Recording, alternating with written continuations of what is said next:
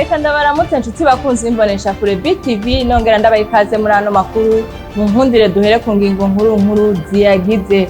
Ingingo yo gukuraho amafaranga y'igipimo ca COVID-19 ku bantu bava mu Burundi baja mu bindi bihugu yanezereye abatari bake hano mu gisagara ca Bujumbura. Nayo ngo ikigo Centre Jeune Kamenge kiko kiratunganya ibikorwa n'inyigisho zizohabwa ugwaruka amajana 9 bari mu buruhuko. Amakuru saya gusa aya n'ayandi ndabaramutse nongera ndabaha ikaze.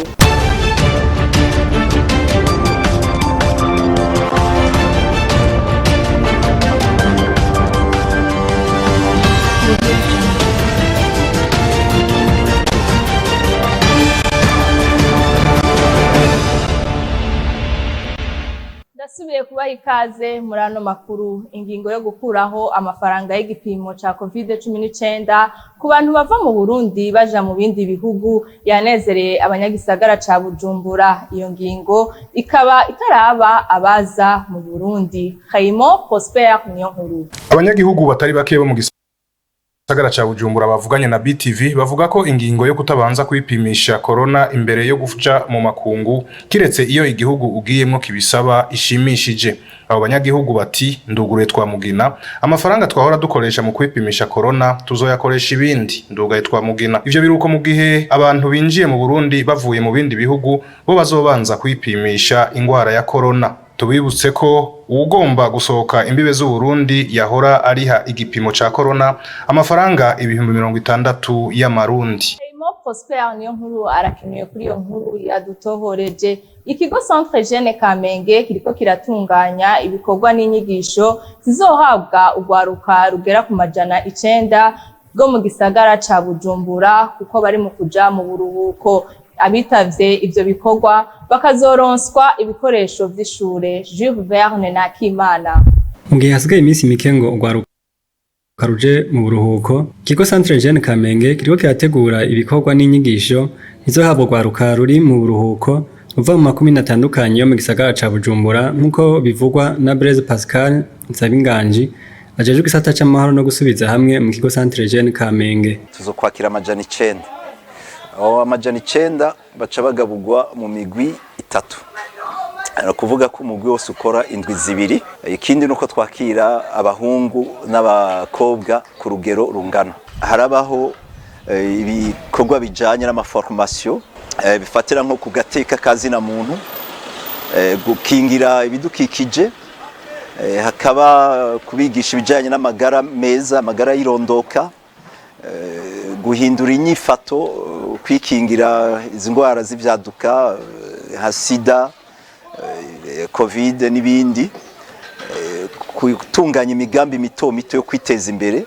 Ivyo ni bimwe bijana na ico gikorwa ca formation. Bagahamagarira n'abandi gufasha uko gwaruka kugira ntiruje mu bitagira ikimazi kuko batubafasha bose. Ababishoboye bose ibindi bigo bisanzwe bishigikira ugwaruka twobatera kamo ko nabo bofasha muri iyo ntumbero yo gukingira ugwaruka guhava rukwegwa n'ibintazi. Murumva ko bitigiri twakira ari bifisa aho tugarukira.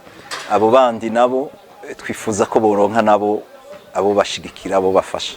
Ivyo bikorwa n'izo nyigisho bikazohabwa ugwaruka rugera ku majana 9 bakazotangura ku igenekerezo rya 19 mu Kakaro gushika ku igenekerezo rya 27 Myandagaro. Bakazoca baronswa ibikoresho vyo kuja kw'ishure nk'amakaye, amakaramu, amasakoshi n'ibindi. Verne na Kimana nawe narakeneye kuri iyo nkuru yadutorohoreje.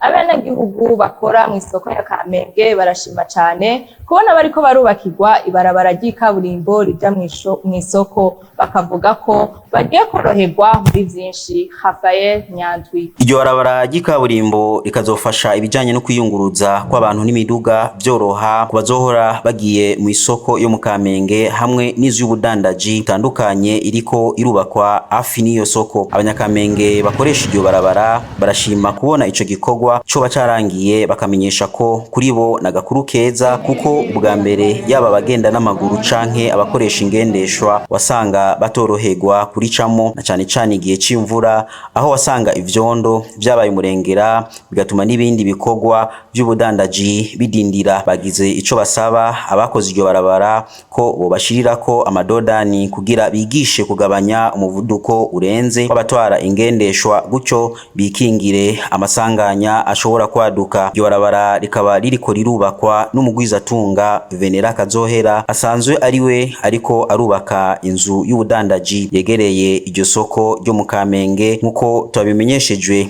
n'abarongoye iyo soko. Tukaba twagerageje kurondera abariko bahagarira igikorwa cyo kubaka iryo barabara yamara ntawe twashoboye kuronka kugira atubwire aho iryo barabara rizotangurira gukora icese. Rafael Nyandwi naye narakenuye kuri iyo nkuru yadutohoreje. Imibu igwira mu gihe cici kuko haba hari amazi adatemba, aho naho hakaba haca havyarira imibu ikaca igwirirayo, mu gihe naho malaria igwira kubera yuko iterwa n'imibu.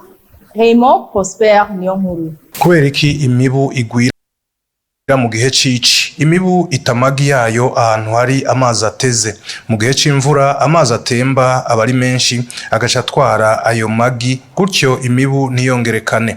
Mu gihe cici nta mvura igwa kugira ngo amazi atemba atware amagi y'imibu, bigatuma aho hose hari amazi adatemba buba uburaro bw'imibu, ikongera ikahagwirira, ibituma n'ingwara ya malaria iterwa n'umubu ica igwirirana mu gihe cici. Mu Burundi cyo kimwe no kwisi yose umubu nico gikoko gituma hapfa abantu benshi biciye ku ngwara ya malaria kuko iterwa n'umubu. Mu Burundi mu mwaka wa 2021 abantu barenga imiliyoni 5,700 barafashwe n'ingwara ya malaria iterwa n'umubu. Imwe mu ngingo zo kugwanya malaria no kugomororera amazi yose adatemba kugira ngo atembe, gutyo imibu iburaho itamagi yayo kugira ngo igwire. Raymond Prosper niyo nkuru. Abenegihugu bo muri quartier ya Carama barashima cyane kubona amabarabara ariko arakogwa kuko yahora atera ikibazo kitari gito iyo imvura iguye, bigatuma n'uruja rutagenda neza. Kente Bizimana. Inyuma y'iminsi itari mike amabarabara atari make yo muri quartier ya Carama muri commune Ntahangwa asinzikazwa n'amazi y'imvura, aho twaciye ibikorwa byo kuyasasamwa amabuye byaratanguye bikaba bigeze ku rugero rushimishije. Umwe mu banyagihugu asanzwe aba mu micungararo ya Carama akaba ashima ku bw'ico gikorwa. Uravye mu minsi heze ingene amazi yahora dutwara, ukaraba imvura iguye abantu batangura kwitegura ibibazo bigire bize, ariko rero ubuye ubona ko ibikorwa bariko barakora bimeze neza kandi bigeze kure, twibaza ko tugiye gukira ayo mazi. Akongera agasaba ko n'ayandi mabarabara yokorwa. Twasha dusaba yuko ibikorwa nk'ibi bizobandanya no ku yandi mabarabara kubera n'ubundi rikozwe ari rimwe, ataco birashobora kudahera gose, ariko babandanije bakushiramo ayandi mabarabara ayo mazi nibaza ko yohera burundu ku buryo atakibazo ashobora gutera muri quartier. Ivyo bikorwa bikaba byatanguye mu kwezi kwa Nzero kugira bihere muri Ruheshi uno mwaka, ariko bikaba bitarahera ku bw'ikena ry'igitoro kuko hataboneka ivyuma bikwiye kugira ngo ico gikorwa gitungane. Kente Bizimana nawe narakenuye kuri iyo nkuru yadutohoreje, akaba nayo nkuru duciye turangiriza ko amakuru yacu yo kuri uno munsi. Reka nshimire abagenzi banje bafashije kuyatorokanya hirya no hino ngo ndayabashikiriza atankomanzi. Nshimire abagenzi banje bari mu buhinga bw'ivyuma, nshimire Ange Negrita yarahagarikiye, nshimire namwe mwese mwariko murayakurikirana. Ndabifuriza kubandanya mugira ibihe vyiza n'imbonesha kure yanyu BTV Burundi. Murakoze nawe utaha.